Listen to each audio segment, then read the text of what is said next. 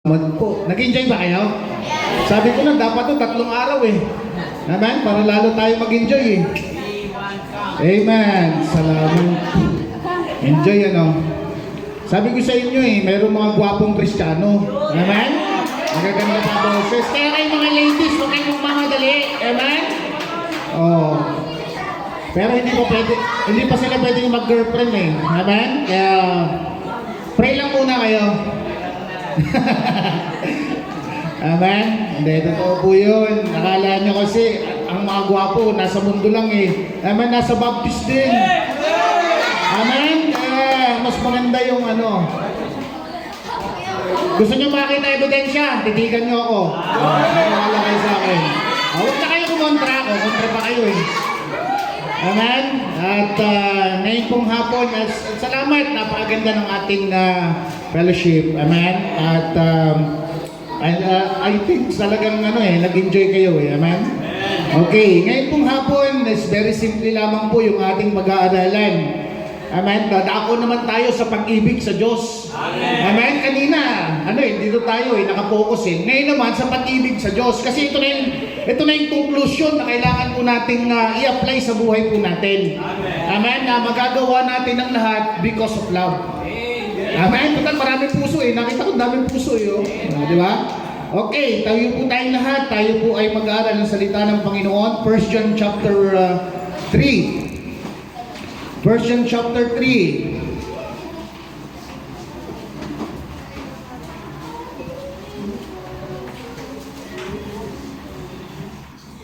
1 John chapter 3 and verse 16.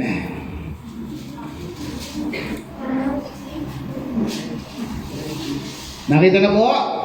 Okay, basahin po natin. Ready, read.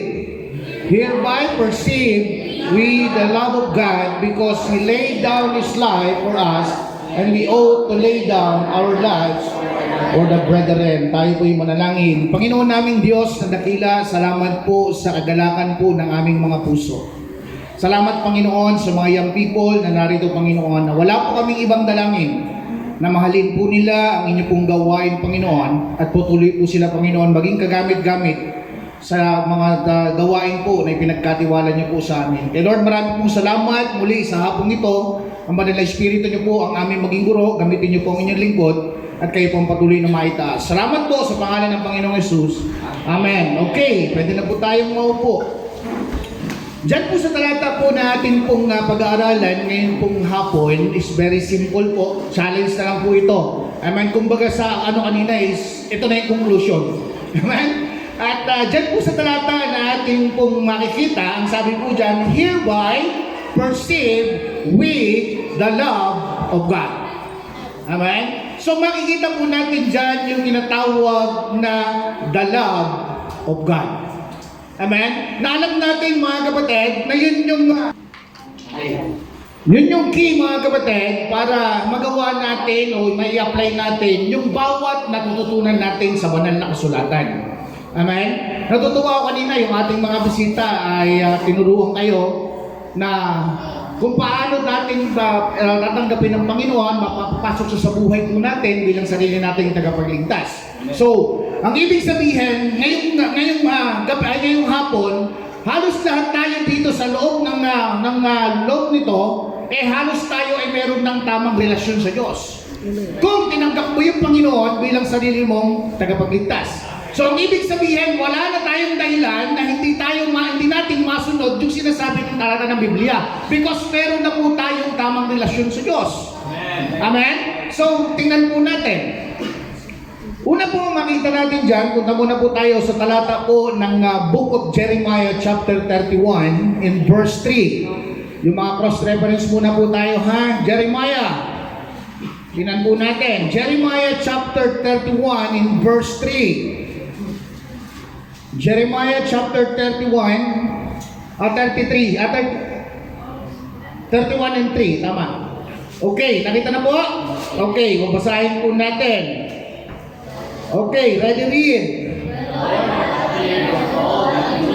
Saying, yea, I have loved thee with an everlasting love, therefore with loving kindness have I drawn thee. Amen? So, ibig sabihin, mga kapatid, napakahalaga po yung tinatawag na pag-ibig. Amen? Alam niyo ba, Panginoon, napako sa krus ng Calvary because of love? Amen. Why? Because mahal niya po tayo. Amen? Di ba napakaganda? Sabi nga po ng talata ng Biblia, hindi tayo karapat-dapat sa pag-ibig ng Diyos. Amen. Isang taong makasalanan, isang maruming tao sa harapan ng Diyos, pero kahit ganun yung sitwasyon, ganun yung katayuan natin sa harapan ng Diyos, tayo po ay kanyang minahal at inibig. Amen. Amen? Mahal tayo ng Diyos. Sabi ko nga, sino bang karapat-dapat mahalin ng Diyos? Yung katulad ko, yung katulad natin, hindi tayo karapat-dapat sa pag-ibig ng Diyos. Pero salamat by the grace of God, amen? Sa biyaya ng Panginoon at pag-ibig na sa atin, mga kapatid, they are willing, na mamatay doon sa krus ng Calvary para po magkaroon tayo ng buhay na walang hanggan. Amen. Amen? Yan po yung tunay na pag-ibig. Amen. Amen?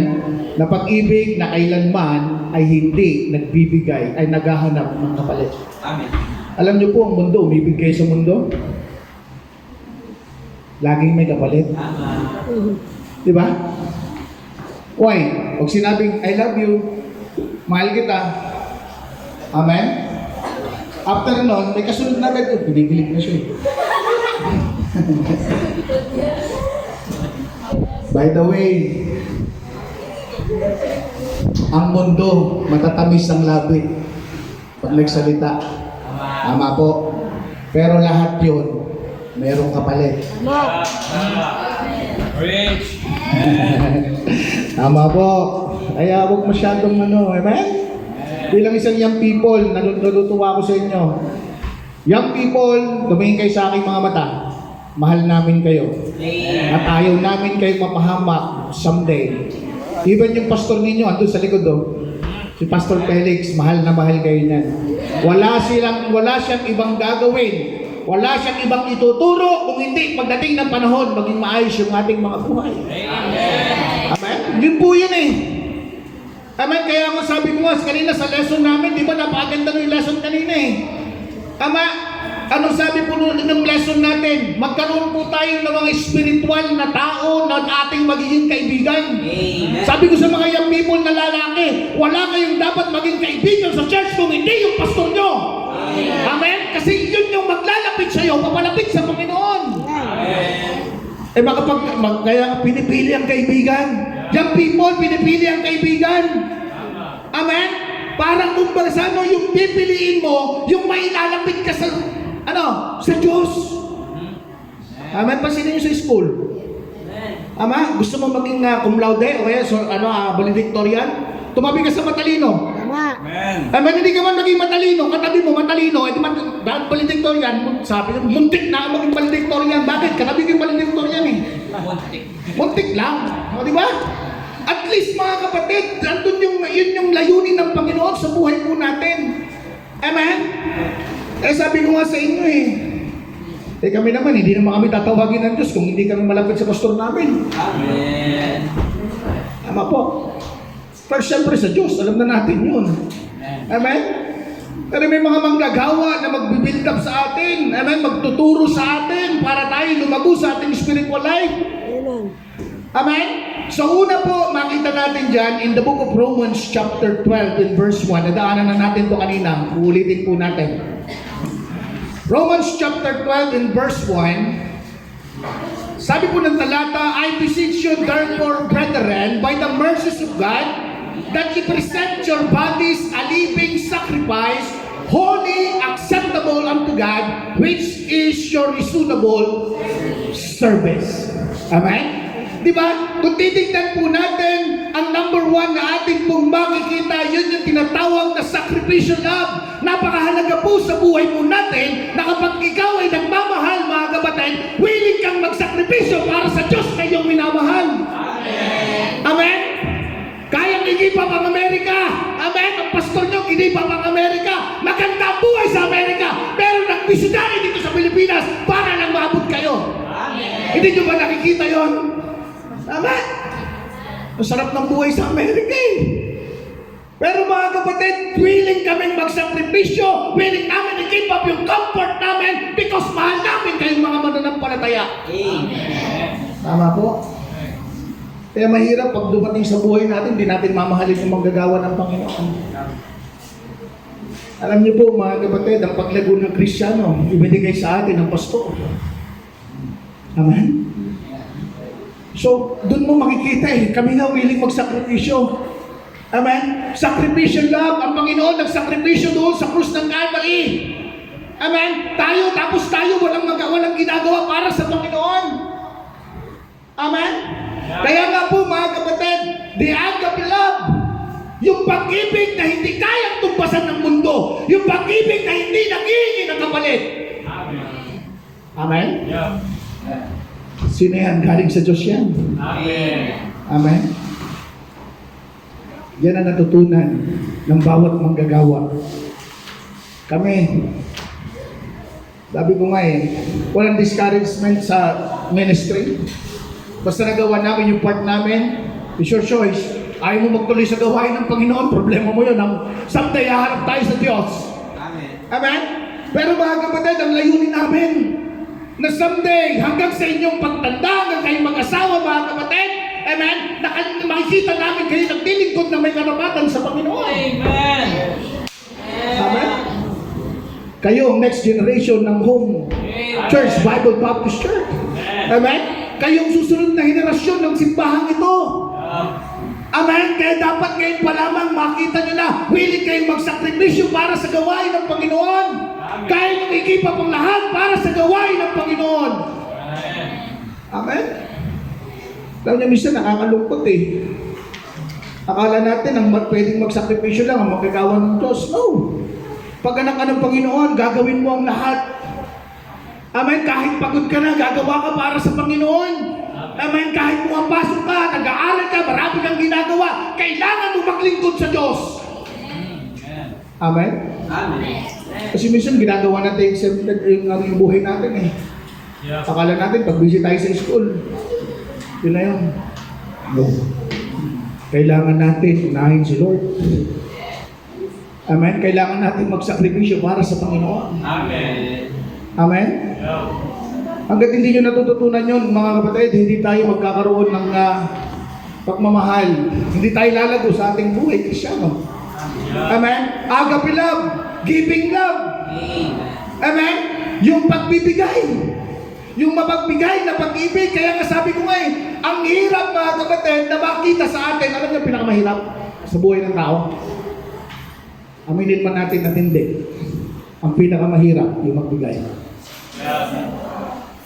Ang ugali ng tao. Puro akin lang Puro receive lang Tama po?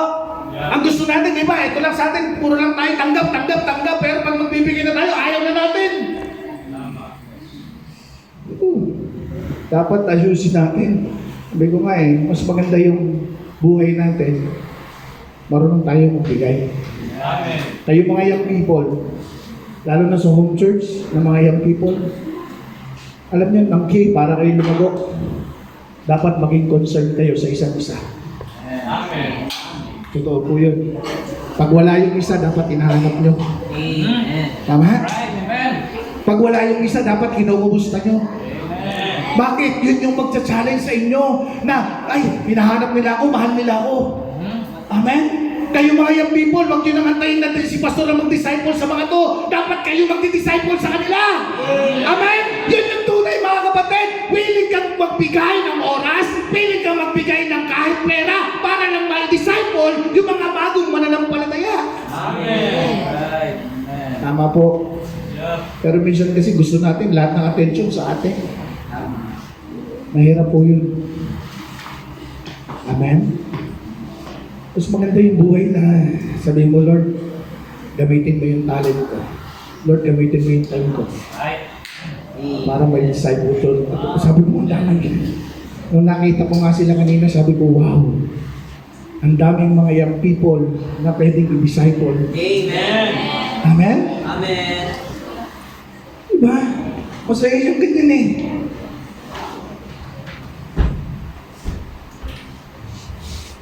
Yung isang young people nyo rito kanina, tina-challenge ko siya Amen. Amen, brother? Siguro susunod na makikita tayo. Amen? Pag hindi pa, sige ka, kunin ka ni Lord. I'm not joking. This is true. Yeah. Kailan ka magpapagamit sa Diyos? Amen. Pag hindi ka na pwedeng gamitin ng Diyos, use your life for the glory of God. Amen? Hindi naman masama yung walang sayang. Walang sayang pag ibinigay mo yung buhay mo sa Panginoon. Lagi yung tandaan yan, hindi sayang. Amen? Amen. Yung isang member nyo kanina, tuwan-tuwa ako eh. Yung kumanta lang siya rito, isang challenge na yun. Amen. Isang encouragement na yun. Tama po? Encouragement yun. Yung iba nga, ganda ng boses, ayaw naman kumanta eh. Right. Ayaw ipagamit sa Diyos. Pero mo, pagdamutan mo yung Diyos. Anong klaseng talent ang meron ka nang hindi galing sa Diyos? Lahat ng talent natin, lahat ng meron tayo galing sa Diyos. So dapat gamitin mo yan para sa Panginoon. Minsan ang nakakalungkot, mga kapatid, ang ganda ng boses natin, sino gumagamit? Yung mundo! Amen? Mas enjoy na enjoy pa tayo ng kumanta ng mga unsafe na song eh. Yung worthless song eh. Kaysa magpagamit ka sa Panginoon. Tama po. Kaya yung people, napaganda, magkaroon po tayo ng tinatawag na sacrificial love. Napakahalaga po yan. Ang sabi ng verse 2, and be not conformed to this world, but be transformed by the renewing of your mind, that ye may prove what is that good and acceptable and perfect will of God. Amen. Alam niyo, masaya yung yung buhay na sabi mo, Lord, wala akong maibigay sa iyo kung hindi yung buhay ko. Amen. Gamitin mo to. Amen. Amen. Anong gusto mo? Dalawa lang naman yun eh. Gamitin ka ng demonyo o gamitin ka ng Diyos. Tama po.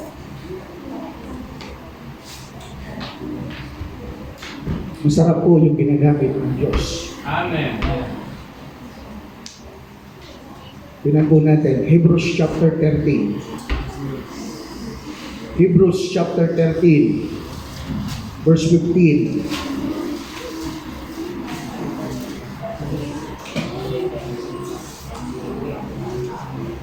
Hebrews chapter 13 in verse 15. By him, therefore, let us offer the sacrifice of praise to God continually.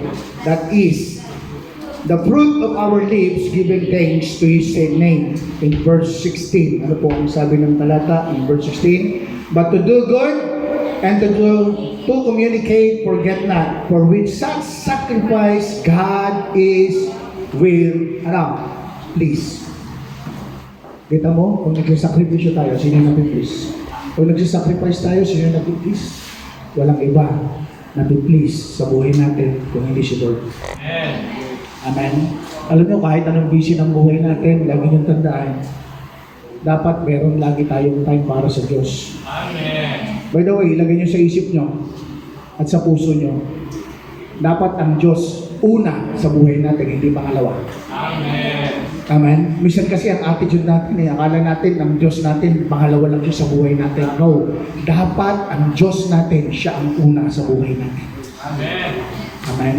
Dapat matuto tayong manindigan sa mundo. Amen. Amen? Matuto tayong manindigan, mga kapatid. Alam nyo, yan ang tinuturo ko lagi sa mga young people namin. Ayan, nandito yung mga young people namin. Lagi ko silang tinuturuan pag may mga gathering na ganito. Alam niyo, nagpapakanta rito kanina, hindi lang siya nakarating kasi may exam siya. Amen? Pero nagpaalam siya ng Thursday or Friday. Thursday pa Friday o Friday, Brad? Nagpaalam siya para mag-exam siya ng una. Mag-exam na siya para hindi siya mapasok ng Saturday. Hindi pumayag yung professor niya, pero they tried. Amen? Sa atin mga kapatid, hindi natin magawa yung bagay. Sumusuko lang agad tayo, ayaw agad natin eh. Amen, dapat tinatrain natin yung best natin na magagawa natin para maka-attend tayo ng mga gawain na katulad nito. Kasi ito po'y napakahalaga sa isang young people. Amen. Amen? Kaya po, ang pag marunong ka magsakripisyo para sa Panginoon, ako naniniwala, mapiplease ang Diyos sa buhay mo. And then pag nagkaroon ka ng napiplease ang Panginoon sa buhay natin, hindi lang magkaroon tayo ng tinatawag na sacrificial love. And then James chapter 4 in verse 7 up to verse 8, tingnan po natin. Ito po, kailangan din to eh. Amen? Kasama to, chapter 4 ng book of James. In verse 7 up to verse 8.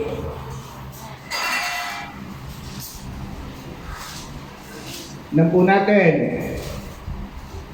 Amen. James chapter 4 in verse 7 up to verse 8. Nakita na? Okay, basa. Ready, read.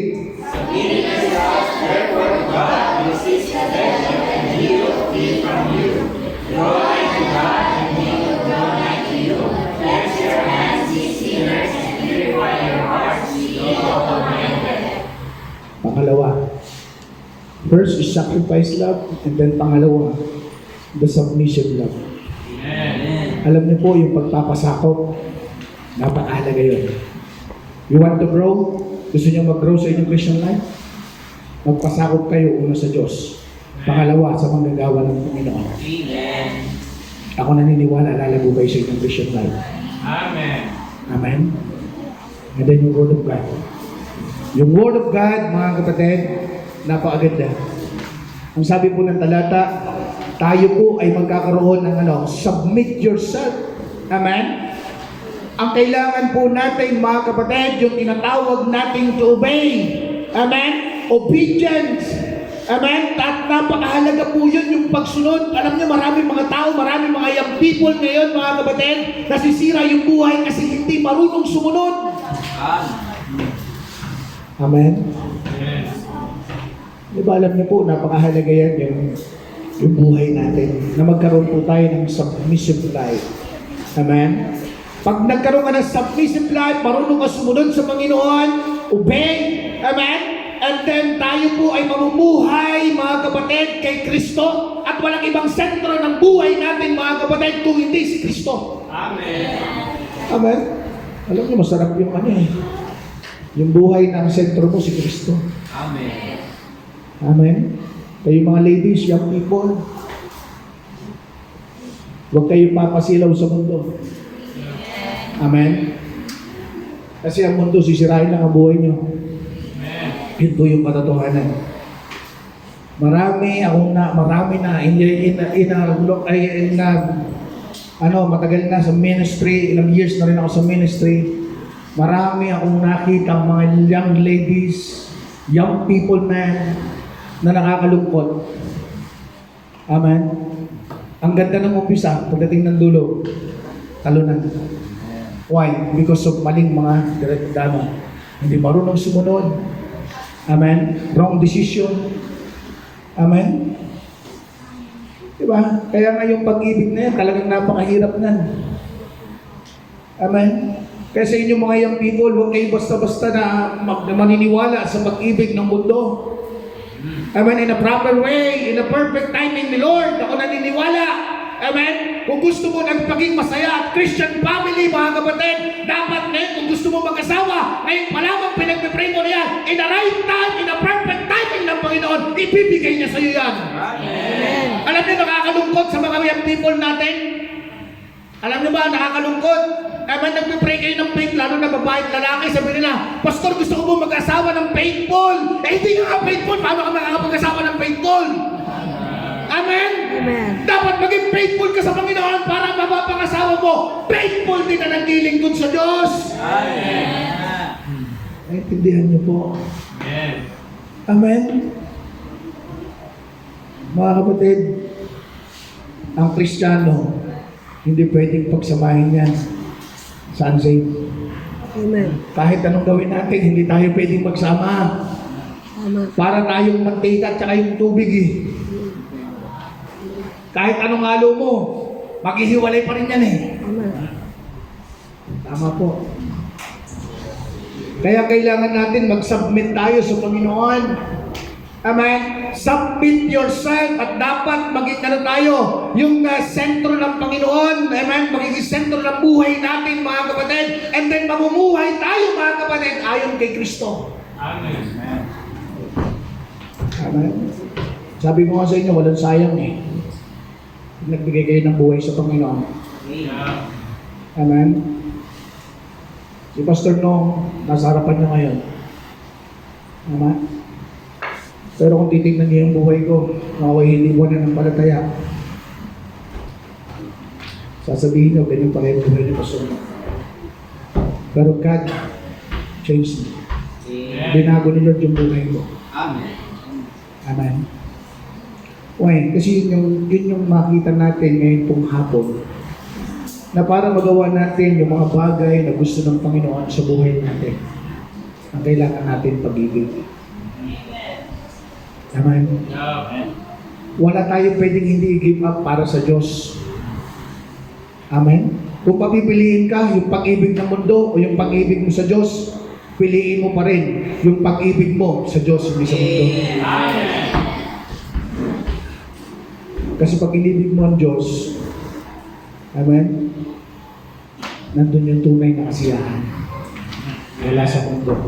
Hindi kayang ibigay ng mundo yun. Lahat ng kasiyahan na ibinibigay ng mundo, temporary lamang po yan. Amen. Amen?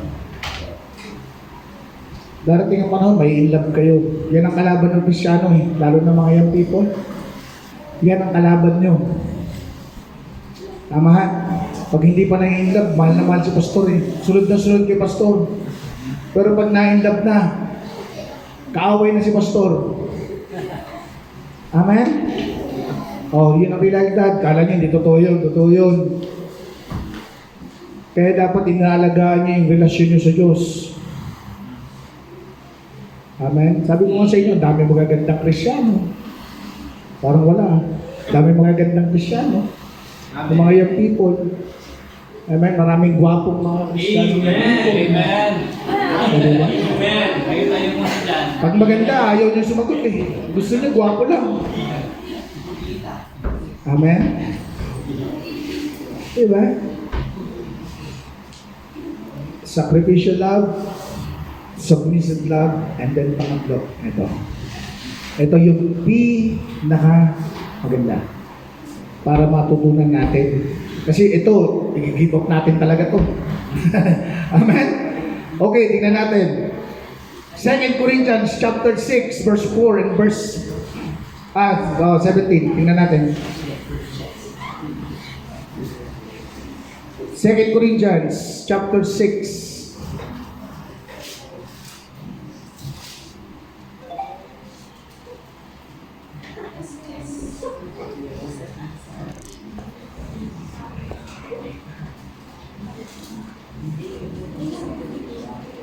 In verse 14, ano pong sabi niya dyan? 2 Corinthians chapter 6 and verse 14. Nakita na? Nakita niya na? Basahin niyo. Ready read.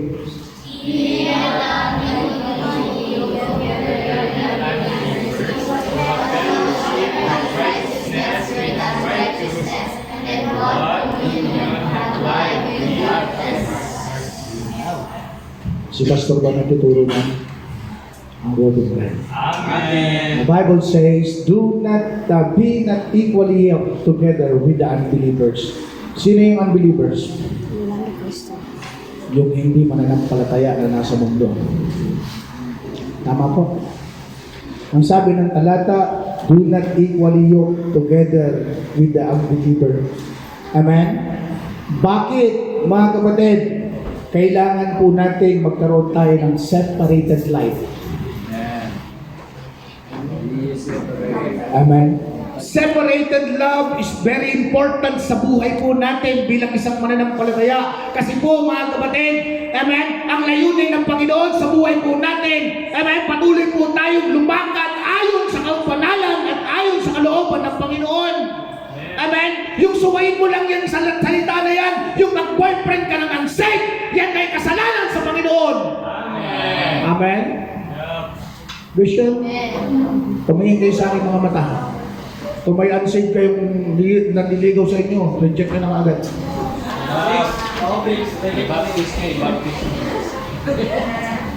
Walang may bibigay sa inyo na maayos na buhay yan. Sabi nila, Pastor, gwapo. Sa Kristiyano, walang gwapo, Pastor. Ang papangit eh. Amen? Di ba? Sinasabi nila eh. Diba? Pagdating sa ano, pastor, gwapo, pwede naman masig. Sabi ng ano, anak ng demonyo kahit gwapo yan, anak ng demonyo yan. Ewan ko lang pag sinuntok sa mukha niya sabihin mo, demonyo yata to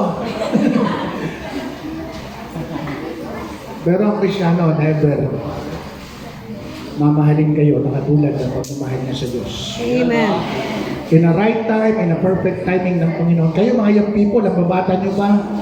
Ang purpose ng Panginoon ngayon sa buhay niyo, alam niyo kung ano, mag-aaral kayo ng mabuti. Dapat kayo nag-excel sa school. Kayo mga Kristiyano. Amen? And then, paggamit niyo yung buhay niyo sa Panginoon. In a right time, kung kayo mag-aasawa, ibibigay yan sa inyo ng Panginoon in a proper time. Amen. Panalangin kayo sa Panginoon. Amen. Brother Japet niya, pinag-asawa ko na, ayaw pa mag-asawa Kasi walang girlfriend Hindi, ayaw pa mag-asawa Amen? Hindi, mas masarap yung buhay na pinag-pray mo sa Panginoon. Ay, nakikita niyo yun? Ex-girlfriend ko yun. Yung pinakamaganda rin sa likod na nakitin. Ex-girlfriend ko yun. Ngayon, asawa ko na. Nagulit kayo, no? Oh, ex-girlfriend ko yun. Yung aking minamahal na yan, amen? Bunga yan ang panalangin. Amen. Hindi lang ako, kung hindi bunga ng panalangin ng aming mga membro. Amen. Amen? Kaya masarap yun na nanalangin kayo, pinagpipray nyo. Pero kung bata ka pa, huwag ka muna mangarap. Amen? Tunahin mo yung pag-aaral mo. Diba? Tapos makikita po natin dyan, mga kapatid, do not equally yoke together with unbelievers. Ayaw po ni Lord John. Amen? And then magkaroon po tayo ng tinatawag na biblical separation. Amen? Dapat alam natin kung hanggang saan tayo. Alam natin yung standard natin. Amen? Alam niyo, minsan nakakalungkot sa mga young people. Pag nasa mundo na, hindi na nila alam yung standard nila. Pag nasa mundo na, kung ano yung kasama nila, yun na rin sila. Ganun ba tayo? Amen? Pag unsaved kasama natin, unsaved na rin tayo. Huwag ganon. Dapat mga kapatid, ang buhay natin, dapat kung saan man tayo na ako pupunta, dapat nandoon tayo. Kristiyano tayo, kilala tayo. Kilala ba kayo mga Baptist kayo? O baka kilala lang kayo mga Kristiyano? Kasi pag sinabing Baptist, may standard. Be proud. Amen? Sabi ko nga doon sa mga young people kanina lalaki, be proud na maging Baptist. Amen? Why? Pag sinabing Baptist, sumusunod sa Biblia. Amen? May standard. Ang masakit, nakakalungkot Tayo mga Kristiyano, pag nandun na sa mundo, para tayo mga hunyango Alam niyo hunyango? Yes. Hindi nyo alam. Ang hunyango, butiki yun. Dito. Hindi, parang butiki. Pag kulay green, alam niyo yan ang hunyango Pag kulay green, halimbawa, kulay pink, ito. Pag dumikit siya rito, kulay pink na rin siya. Alam niyo yan? Pag dumikit sa kulay, anong kulay to? Diba? Oh, kung dumikit siya sa kulay green na rin siya. Ano ba kayo, hunyango? O hindi. Dapat ang Kristiyano ka lang mag-standard. Amen? Masarap yung mabuhay ng ganun Amen? Yung buhay natin mga kapatid na kahit saan mang dago tayo mapunta, tayo po mga kapatid ay makikita na anak ng Diyos. Amen. Ay, sa mga klase natin, paano nyo mauwiwin yung mga klase? Hello? Concern ba kayo sa mga kaibigan nyo? Kasi pag concern kayo, alagaan nyo yung buhay nyo. Amen. Magiging good example kayo. Amen? Mga kapatid, pinapakita po ng talata ng Biblia. Amen? Separated love. Amen? Yung pag-ibig natin, mga kapatid, yung kaya nating maging separate sa mundo. Amen? Kaya nating gumiwalay sa mundo. Amen? Kahit mag-isa na lang tayo naglilingkod sa Panginoon, tutuloy tayo mga kapatid kasi yun yung plano ng Diyos sa buhay po natin. Amen? Amen? By the way, young people ng home church, kahit mag-isa ka na lang naglilingkod sa Panginoon, maglingkod ka. Amen! Huwag kang bibitaw. Amen? Amen! Tuloy ka lang. Hayaan mo silang mawala. Basta ikaw nagpapatuloy. Kasi ang piniplis mo, walang iba kundi si Lord. Alam niyo, minsan naglilingkod lang tayo pag nandyan si Crush. Uy, mag-isip ako, mag-isip pa si Crush. Woo! Talaga naman yan, people. Pag hindi natin na-overcome yan, mga kapatid, hindi natin magagawa yung gusto ng Panginoon sa buhay po natin. Amen? Salamat dahil napakaganda ng Biblia. Amen? Napakabuti ng Panginoon sa buhay po natin. Amen? Kaya po mga kapatid, napakaganda na atin pong patuloy na maunawaan. Amen? In chapter 6, in verse 15, and what conquered had Christ with Belial, and all, or what part had be that believed with an infidel. At sabi na po rito in verse 16, and what agreement had temple of God with idols, for ye are the temple of the living God. And God had said, I will dwell in them, and I walk them. Amen? And I will be their God, and they shall be mighty people. In verse 17, wherefore, come out from among them, and be ye separate, saith the Lord, and touch not the unclean, and I will receive you. Amen. Woo! Alam niyo po, kailangan natin a separated life. Amen. Gusto niyo yung bless kayo ng Panginoon someday? Separated love. Amen. Kaya mong tanggalin ang lahat ng sagabal sa buhay mo, even yung comfort zone mo para sa Panginoon. Amen. Amen? Kaya niyo bang i-give up yun? Kaya ngayon pa lamang, sabi ko nga sa inyo search your heart. Amen? Pag ikaw Kristiyano ka, membro ka ng home church, even sa SBC, do not equally yoke together with unbeliever. Sisirain ang buhay nyo yan. Ang daming mga young people, even sa amin, sa membro namin sa church, sabi nga nila, kung may babalik ko lang ang kahapon. Di ba may awitin pa eh. Pero hindi na pwede. Ang pag-aasawa, once na ikinasal ka na sa altar, ano sabi ng sumpaan nila? Till death do us part. Kaya yun lang ang paraan para maghiwalay kayo. Kaya ang pag-aasawa hindi madali. Pansinin nyo ngayon, ang daming broken family. Ang daming mga young people na sira ang buhay because of broken family. Gusto niyo po bang dumagdag doon? Kailangan natin ng separated life. Amen. Amen, yung pag-ibig natin. Amen? Kaya po mga kapatid, very simple lamang. Our love for God, yun yung key. Magagawa natin magkaroon ng sacrificial love, submissive love, separated love. Ang key, ano yung kailangan natin? Yung pagmamahal natin sa Diyos. Kasi hindi mo kayang gawin yung mga bagay na gusto ng Panginoon sa buhay mo hanggat hindi mo nakikita kung gaano ka-importante si Lord sa buhay mo. Amen. Amen? Mahalin niyo muna si Lord. Amen? Amen. Ito kayo mga young people. Ang pinakang key na kailangan po natin para maging matagumpay tayo kung hindi mahalin natin si Lord. Amen. Wala nang iba. Amen? Kaya nga diba, sabi niyo dyan, the fruit of the Spirit is love, joy, peace, long-suffering, gentleness, goodness, meekness, etc. Lahat yun nakalagay doon. Pero ano yung nauna? Ano yung nauna? Love. Kasi pag meron kang pag-ibig, magkakaroon ka ng kasiyahan. Hindi kasiyahan ng mundo. Tama? Diba? Lahat yun magagawa mo because of love. Amen. Kaya nga, hereby perceive we the love of God, because lay down He and ought to lay down our lives for the brethren.